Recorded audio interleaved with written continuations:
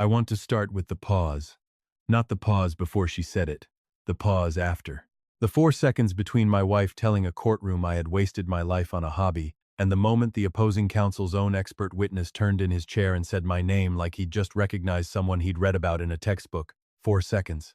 I've replayed those 4 seconds more times than I can count. Because in those 4 seconds, nobody in that room breathed the same way again. I looked at the witness stand. I looked at my wife. And I thought about 31 years of being told that what I loved was worthless, right up until the moment a stranger under oath told the court otherwise. Welcome back. Get comfortable, because this one starts in a courtroom in Ohio, and it ends in a courtroom in Ohio, and everything in between is the story of a man who spent 3 decades building something the woman across from him refused to look at. Subscribe if you're new to this table. Hit that bell, because what that expert witness said next is not something that happens by accident. It happens when somebody spends 31 years underestimating the wrong man. Stay with me, friend. We're going to need the whole story. My name is Walter Denby. I'm 66 years old, and until 11 months ago I lived in a converted barn on 9 acres outside a small town in the Ohio River Valley that I'd rather not name, since parts of this are still working their way through the courts. What I can tell you is that for 42 years I've been what most people politely call a hobbyist, and what my ex-wife, under oath, called a grown man playing with toys. I restore antique clocks and mechanical instruments, not wind-up alarm clocks. Precision horological instruments, marine chronometers, astronomical regulators, the kind of devices that used to determine whether a ship's captain knew where he was in the middle of the Atlantic or didn't. I want you to understand what that means before I tell you what my wife said about it in a room full of strangers, because she knew exactly what it meant, and she said it anyway. I met Sandra Kessler in 1993 at a county fair, of all places, where I was doing a demonstration on tower clock mechanisms for the Historical Society, and she was the prettiest woman I'd ever seen, standing in front of a funnel cake stand looking bored out of her mind. I was 33. I'd spent 15 years by then apprenticing under an old German clockmaker named Anton Reiber, who'd taught me everything from gear-train mathematics to the particular patience it takes to coax a 200-year-old escapement back to life. Sandra sold advertising for the regional paper. She was sharp. She was funny. She could walk into any room and have it eating out of her hand in about 90 seconds. I could walk into a room and have it wondering if I needed directions to the bathroom. We were married the following spring. She used to say I was the quietest, interesting man she'd ever met. I liked that. I held on to that sentence for longer than I probably should have. The trouble started slow, the way these things always do. Not with a fight, but with a look. In 1997, I finished my first major restoration, a ship's chronometer from a wrecked lake freighter, badly corroded, missing half its jewelling, the kind of piece most restorers would have told the owner to just frame as decoration. It took me 11 months. When I finished it, it kept time to within 2 seconds a week, which for that vintage of instrument is close to a miracle. I brought it to show Sandra. She looked at it for maybe 4 seconds and said, "So it's a clock." I said, "It's a chronometer. It's the reason ships used to know where they were." She said, "Does it pay the electric bill?" I laughed. I thought she was joking. By 2003, I wasn't so sure anymore. Here is what I need you to understand about the years between 1994 and 2019, because it's the part Sandra's attorney tried very hard to erase in that courtroom, and it's the part I documented so thoroughly that erasing it turned out to be impossible. I was not unemployed. I ran a small machine shop out of our property doing precision restoration work, furniture repair, cabinetry, the occasional gunsmithing job, and that income, modest as it was, kept us afloat for years while Sandra built her career at the newspaper and then, after the paper folded in 2009, at a regional marketing firm where she eventually became a director. The clock restoration, the horology, that was the thing I loved on nights and weekends. In a workshop I built myself behind the barn, insulated it myself, wired it myself. That, for a long time, it made no money at all. It was, by every measure Sandra used to measure a man, a waste of a life that could have been spent doing something that mattered. Then, in 2011, a museum curator in Cleveland heard about a regulator clock I'd restored for a private collector. A piece originally built in Vienna in 1847 that had been sitting in 3 separate boxes in somebody's attic for 60 years. The curator flew out to see it. He offered me a contract to restore 4 pieces from the museum's own collection, pieces that had been sitting in storage because nobody on staff had the skill to touch them. That contract paid more in 8 months than my machine shop had made in 3 years combined. I came home and told Sandra. She said, "That's nice, Walter. Nice. I want you to sit with that word for a second, because it's going to come up again in a much worse context later in this story." By 2015, I'd built a reputation in a very small, very specific world. Museums, private collectors, 2 universities with horological archives, an auction house in New York that started sending me pieces for authentication before sale. I was making, by that point, more than Sandra's marketing salary, though I never made a point of it, because in our house money talk had a particular danger to it that I'd learned to navigate around rather than through. In 2017, I restored a Breguet marine chronometer for a private collector, I won't say who, but I'll tell you it sold at auction 18 months later for $410,000, and the auction house catalog specifically credited the restoration work. My name printed in an auction catalog that collectors around the world actually read. I brought the catalog home. I set it on the kitchen table, open to the page. Sandra looked at it, closed it, and said, "I need you to fix the garbage disposal before Sunday." I fixed the garbage disposal. I also, that same week, quietly had the auction catalog framed and hung it in my workshop, because some part of me already understood I was building a record that someday I would need. I want to tell you about the night in the summer of 2019 that I think about more than almost any other night in my marriage, because I believe it's the night Sandra's calculations changed, even though neither of us said it out loud at the time. I'd just finished the largest restoration project of my career, a complete rebuild of an 18th century astronomical regulator that a private foundation in Zurich had shipped to me because, and I'm quoting the letter they sent, I was one of perhaps 6 people in North America qualified to attempt it. The fee for that project, paid in full on completion, was $192,000. Sandra saw the wire transfer hit our joint account. She stared at the number on the screen for a long time. Then she said, "From fixing an old clock?" I said, "From restoring an instrument that took a team of Austrian craftsmen 4 years to build in 1781, and that I'm apparently one of 6 people alive who can bring back to functioning condition." She looked at me with an expression I hadn't seen from her before. It wasn't pride.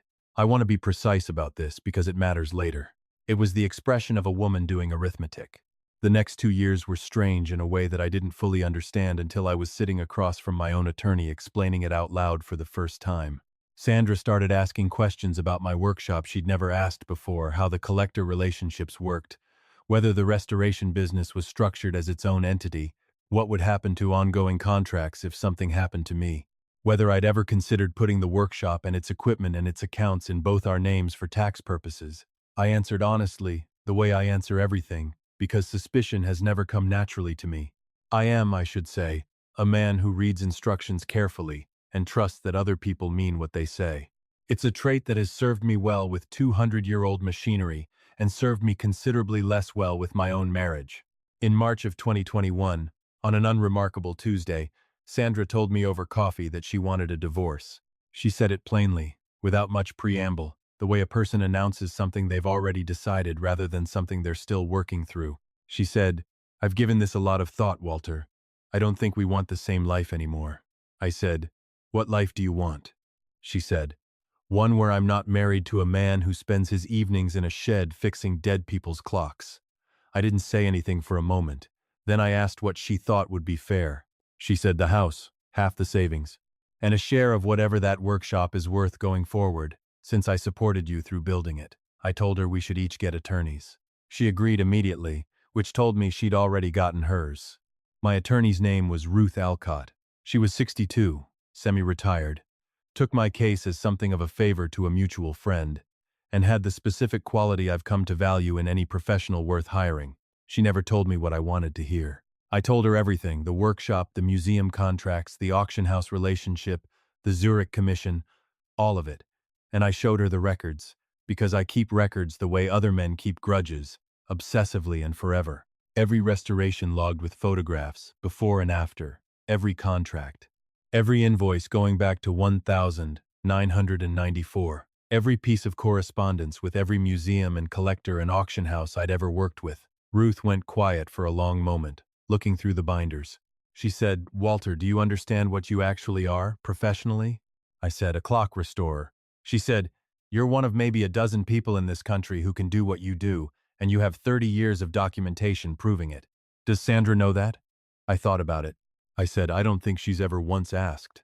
Sandra's attorney was a man named Derek Voss, expensive, well regarded in the region for high-asset divorces, and known, Ruth told me, for a particular strategy in cases where one spouse had built something the other spouse could plausibly claim to have enabled.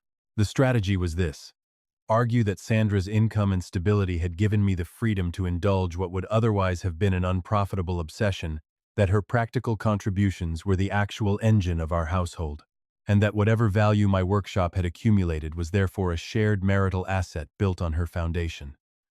Ruth called it a clever argument. She also told me it depended entirely on nobody in that courtroom understanding what my work actually was. I said, "Then let's make sure they understand." She said, "That's exactly the plan." What followed was 8 months that tested every ounce of patience I have, and I want to tell you I have quite a lot of it. Because you cannot spend 4 decades getting 200-year-old escapements to run true again without developing a tolerance for slow, grinding process. Depositions, financial disclosures, appraisals. Derek Voss built his case exactly the way Ruth predicted Sandra's testimony would center on 28 years of being, in her words, the only functioning adult in the marriage, while I tinkered in a shed with things nobody cared about. Ruth's response was different from what I expected. She didn't just want to defend the workshop's value. She wanted to bring in an outside expert to establish, on the record, exactly what I was in my field, independent of anything Sandra or I said about it. She retained a horological historian, a man named Dr. Philip Anson, who consulted for 2 of the largest auction houses in the country and who had, unprompted, called my Zurich restoration one of the 3 most significant private horological restorations completed in North America in the last 20 years. The hearing was set for a Thursday morning in late January, in a county courthouse 40 minutes from home. I want to tell you what I knew going in, and what I didn't, because both matter. I knew Ruth had built a thorough case: my restoration logs, the auction catalog credits, contracts from 3 museums, and Dr. Anson's testimony, scheduled for that morning. What I didn't know was exactly how Sandra planned to characterize me on the stand. Though Ruth had warned me, Derek Voss had spent months preparing her. "She's going to make you sound small, Walter," Ruth said the night before. "Whatever she says, you don't react. You look at me, or you look at the judge, and your face does not move." I told her I understood. She said, "I mean it." I said, "Ruth, I spent 28 years not reacting to things Sandra said about my shed. I have a great deal of practice." She almost smiled. We arrived at the courthouse at 8:15. I wore the same jacket I wear when I present a finished restoration to a client, because it's the jacket I wear to things that matter, and I've come to believe that matters more than people think. Derek Voss was already in the hallway, and he looked at me the way a man looks at something he's already decided the value of. The hearing opened at 9. The judge was a woman named the Honorable Diane Pruitt, 58 years old, a family court judge for 14 years, with a reputation, Ruth told me, for being sharp, unsentimental, and hard to move with a good story alone. Derek Voss's opening was smooth. He painted the picture he'd been building for 8 months. The absent husband, hobby over responsibility, a wife who held the household and the finances and the social obligations together while her husband disappeared into a workshop every evening to play with broken machines that meant nothing to anyone. He used the phrase unserious pursuit twice. He used the word indulgence. Ruth's response was measured and documented restoration logs, contracts, the museum relationships, and finally, Dr. Anson called to the stand to establish, independently, exactly what kind of work I did and exactly how rare it was. And then Derek Voss called Sandra. She was composed, she was articulate, she'd clearly rehearsed, and every surface fact she gave was technically true: the long evenings alone, the machine shop income that had once been our only support, the social obligations she'd carried without much help from me. She was not lying about any of it. The distortion was in the shape she gave those facts. And then Derek Voss asked her the question he'd built the whole morning toward. "Mrs. Denby, in your own words, how would you describe your husband's work?" Sandra looked at the gallery, at the judge, at her attorney. She didn't look at me. She said, "Your Honor, my husband has spent his whole life fixing old clocks in a shed. It was never a career. It was a hobby a grown man refused to outgrow, and everything of real value in our life together, I built. The room went quiet, and that's when Dr. Anson, sitting in the witness area waiting to be called, leaned forward slightly and said, not loudly, but clearly enough that the court reporter's head came up, "I'm sorry. Did she say Denby?" "Walter Denby restored the Hauser regulator?" Judge Pruitt looked over. She said, "Doctor, you'll have your turn to testify. But since you've spoken, I'll ask, is that relevant to what we're discussing?" Dr. Anson said, "Your Honor, if this is the same Walter Denby who restored the Hauser astronomical regulator for the Kessner Foundation in Zurich, then what was just described to this court is not remotely accurate to what I understand of his standing in the field." Derek Voss's expression did something I hadn't seen from him all morning. Judge Pruitt said, "Then let's hear your testimony now, Doctor, rather than later." Dr. Anson was sworn in early, out of order, which Ruth told me afterward she'd never seen happen in 14 years of practice. He described the Hauser restoration in detail, its significance, its difficulty, the fact that only a handful of restorers worldwide could have attempted it, the auction house credits, the museum contracts, the fee structures involved. Judge Pruitt asked him directly, "Doctor, in your professional opinion, is Mr. Denby's work a hobby?" Dr. Anson said, "Your Honor, with respect, I would put Mr. Denby's restoration of the Hauser regulator among the most significant work in American horology in the last 2 decades. Calling it a hobby is like calling neurosurgery a hobby because someone enjoys it." Judge Pruitt asked for a 15-minute recess. When she returned, she had several pages of notes in front of her. She looked at Derek Voss and said, "Counsel, I want to be precise about something this morning. The characterization offered by your client that her husband's professional life amounted to an indulgence with no real value is flatly inconsistent with sworn expert testimony describing internationally significant restoration work spanning 3 decades, museum contracts, auction house credit, and a documented income history that in several years exceeded the petitioner's own. I'm not suggesting the petitioner's claims regarding the marriage have no merit. That is what these proceedings exist to determine. What I am suggesting is that the evidentiary foundation underlying the characterization of the respondent's life's work requires significant correction before this court can proceed." She looked at Sandra. "Mrs. Denby, you have the opportunity to reconsider anything you've testified to this morning in light of the record." Sandra's face did something I hadn't seen it do in 28 years. She looked at Derek Voss. He did not look back at her. She looked at me for the first time all morning. I looked back at her, and I thought about the wire transfer in 2019, about from fixing an old clock. And I didn't say a word. I just let her look until she stopped. What followed over the next several weeks mattered as much as that morning did, and I want to tell you honestly, Derek Voss requested and received a 3-week continuance. In that time, the full record, the contracts, the museum relationships, the auction credits, the accumulated value of the workshop and its ongoing commissions produced a complete restructuring of Sandra's legal position. The claim on future workshop income was withdrawn entirely. Ruth had believed from the start it was legally unsustainable once the record was properly presented, and Dr. Anson's testimony had made that case for her better than any financial document could have. The settlement, reached in the 4th week, was not the sweeping loss for Sandra that some part of me, if I'm honest, might once have wanted. She kept her retirement accounts, built entirely on her own income over decades, which was only fair. She did not receive the house, which the settlement determined I had substantially paid down through workshop income over the previous decade, and she did not receive any share of the workshop, its contracts, its equipment, or its future commissions, which the court found had been built through skill and reputation that belonged to no one but me. I moved back into the barn alone about 5 weeks after the settlement closed. I sat in my workshop on the first night with a cup of coffee and the Hauser regulator's twin sibling clock on the bench in front of me, a smaller piece I was restoring for a private client in Boston, and I thought about what had just been settled and what hadn't.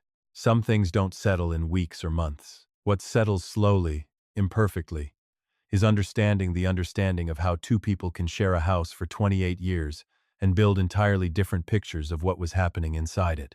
Sandra wasn't lying when she said she carried things I didn't carry. She was right about that. What she got wrong was believing that because she couldn't see the value in what I did, the value wasn't there. That's not cruelty, friend. I've come to believe that. It's a failure of sight, one I contributed to myself, because I never once found the words to make my work legible to the person sleeping in the next room, and by the time I tried, the habit of not trying had already calcified into something neither of us knew how to undo. I want to speak to you plainly before I close this one out. If you've ever built something quiet, something that mattered to you, and to almost no one around you, I want you to hear this. The fact that the person closest to you couldn't see it was never proof that it wasn't real. It's only proof of the distance between two different ways of measuring a life. The Hauser regulator is real. It sits in a foundation collection in Zurich today, keeping time the way it was built to keep time 240 years ago, because I spent 11 months of my life making sure it would. The museum contracts are real. The auction credits are real. None of it needed Sandra to see it in order to be true. What it needed, in the end, was a courtroom, a judge willing to correct a record, and an expert witness who happened to recognize a name at exactly the moment it mattered most. I didn't feel triumph watching Sandra's face change in that courtroom, friend, and I want you to believe me when I say that. I felt something closer to relief, the relief of a record finally matching the truth it should have matched all along. That's not revenge. The revenge, if you want to call it that, was never that morning in court. It was 31 years of instruments brought back from the edge of ruin, still keeping time, all over the world, whether or not the woman across the kitchen table ever once looked up long enough to notice. That's the only kind of winning that lasts. If this one meant something to you, hit that like button, and if you're new around here, go ahead and subscribe, because we've got a lot more of these to tell each other. Leave me a comment down below, tell me about something you built quietly, something the people around you never quite saw the worth of. I read all of them, every single one. Until next time, friend, take care of yourselves.